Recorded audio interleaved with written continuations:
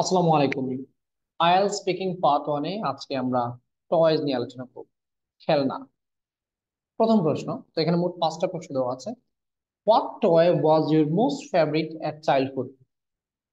ছোটবেলা আপনার সবচেয়ে প্রিয় খেলনা কোনটা ছিল? সো ফার আই রিমেম্বার, যতটুকু আমার মনে আছে, ইন মাই চাইল্ডহুড, আমার ছোটবেলা, I was mostly fond of toy car, specially the electric motor car with remote controller. তো আমি আগে লিখি, তারপর বোঝাচ্ছি। সো ফার আই রিমেম্বার, যতটুকু আমার মনে আছে, ইন মাই চাইল্ডহুড, আমার ছোটবেলা, I was mostly fond of toy car, আমার সবচেয়ে প্রিয় ছিল কি? খেলনার গাড়ি, স্পেশালি বিশেষ করে the electric motor car with remote controller. Remote controller চালিত যে ইলেকট্রিক গাড়ি ছিল সেটা আমি পছন্দ করতাম।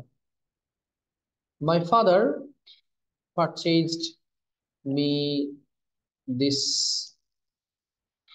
car several times, but I broke them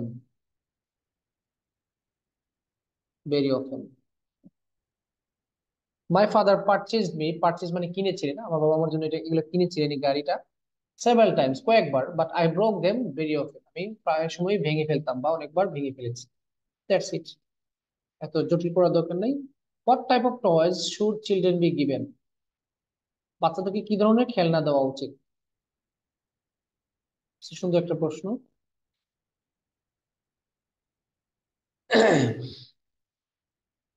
আমার মনে হয় তাদেরকে শিক্ষামূলক ইয়েগুলো দেওয়া উচিত, যেগুলো তাদের মেন্টাল এবিলিটি, সক্ষমতা বৃদ্ধি করে। তাহলে আমি বলবো, আই বিলিভ, আমি বিশ্বাস করি, they should be given the toys which are educative and helps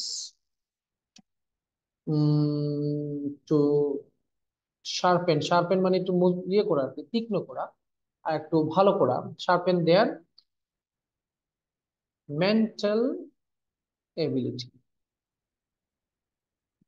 আচ্ছা, আই বিলিভ, আমি বিশ্বাস করি, they should be given the toys which are educative and helps to sharpen their mental ability. আমি মনে করি তাদেরকে এমন খেলনা দেওয়া উচিত যেগুলো তাদের আম, শিক্ষামূলক এবং তাদের ব্রেইনের সক্ষমতাটা বাড়ায় আর কি। আমি উদাহরণ হিসেবে বলতে পারি, for examples, they can be, an be বলে ফেলেছি, ক্যান বি গিভেন ব্লকস। এটাকে লেগো বলে, অনেকে লেগো চিনবে না, এই জন্য আমি ব্লকস দিচ্ছি। So that they can build houses or other infrastructures। Infrastructure মানে অবকাঠামো, এই যে দালান কোঠা, বিল্ডিং, হসপিটাল, এগুলোকে বলা হয় ইনফ্রাস্ট্রাকচারস। আচ্ছা, তো কি বললাম? উদাহরণস্বরূপ, they can be given blocks. Blocks মানে যে বিভিন্ন দেখবেন বাচ্চারা গড়টর বানায় বা বিভিন্ন ইয়ে বানায় প্লাস্টিকের ইয়ে দিয়ে, একটার উপর একটা রেখে এগুলো ব্লক দিয়ে বানায়। তো এগুলো দিয়ে তারা ইয়ে বানাইতে পারে। অর অথবা they can be given puzzle type. Puzzle type মানে পাজলের মতো আর কি, puzzle type toy.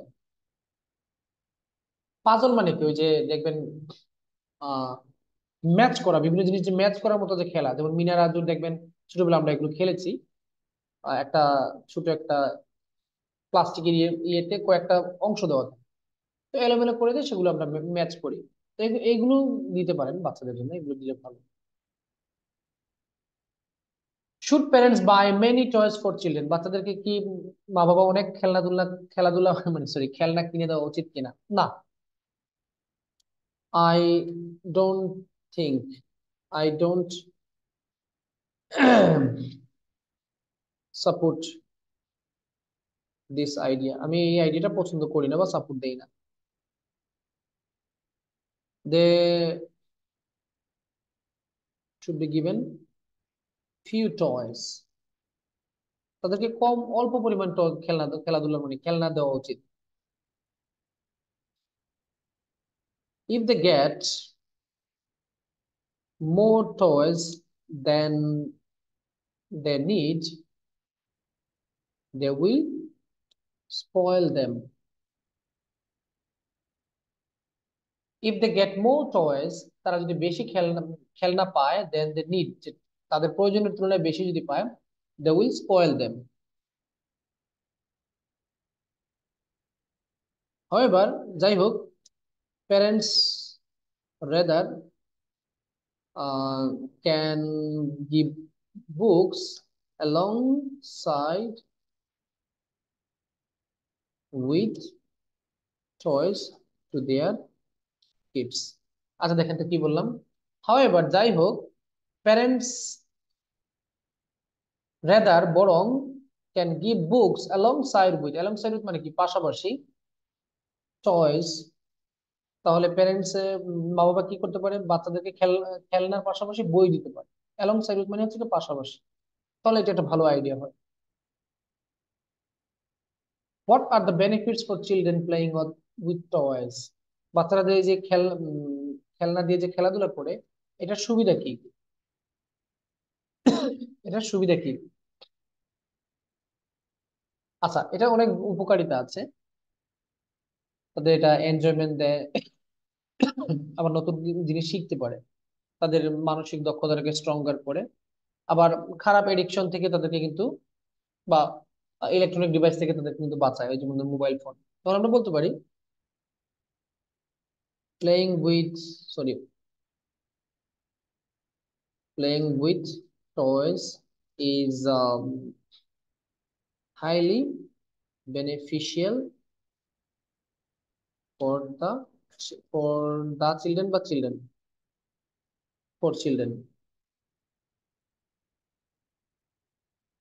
It not only gives them merriment মানে আনন্দ, মেরিমেন্ট আনন্দ, শিখে রাখেন নতুন একটা ওয়ার্ড। সবসময় কমন কমন ওয়ার্ড দিতে আসলে ভালো লাগে না। It not only gives the merriment, এটা শুধু তাদেরকে আনন্দ দেয় না, বাট অলসো দেখেন লার্ন নিউ থিংস, তারা নতুন জিনিস শিখতে পারে। অর্থাৎ এই খেলনার মাধ্যমে তারা শুধুমাত্র আনন্দই পায় না, তারা নতুন জিনিসও শিখতে পারে। It makes their brain stronger, এটা তাদের কি করে, ব্রেইনকে আরো স্ট্রঙ্গার করে। অ্যাজ ওয়েল এজ এবং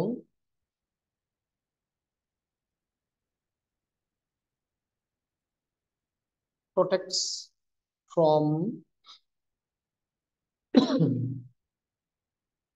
unnecessary addictions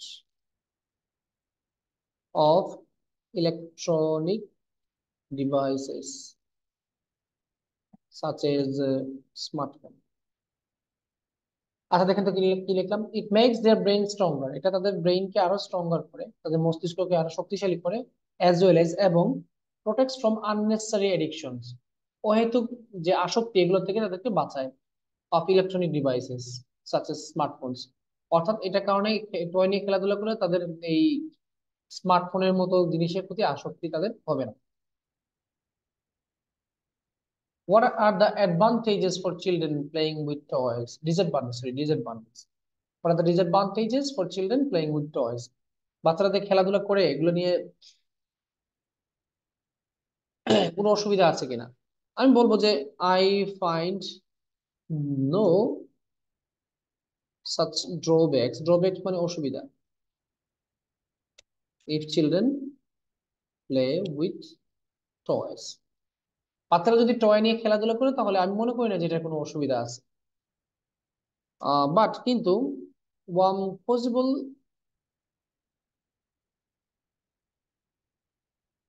possible problem may create, একটা সম্ভাব্য অসুবিধা মানে সমস্যা তৈরি হতে পারে।